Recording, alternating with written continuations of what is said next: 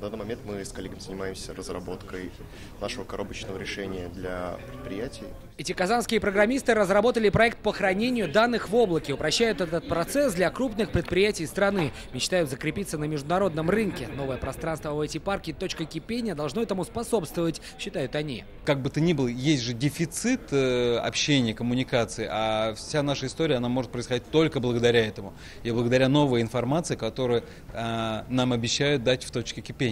За общением и знаниями в IT-парк сегодня пришли сотни человек. Здесь министры, бизнесмены, айтишники, да и просто студенты. «Точка кипения» должна объединить всех. Мы стали 25-м городом проекта, но наверстать, а может и перегнать успеем, говорит в своей речи Рустам Минниханов. Иногда, находясь сзади, ты сможешь оказаться впереди всех, потому что уже мы изучили опыт наших коллег, как они этот путь проходили.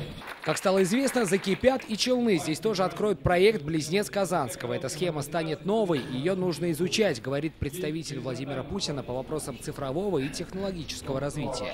Если у вас получится связка с набережными Челнами, то это очень интересная модель, и мы, конечно, будем ее очень внимательно смотреть, как на лучший проект.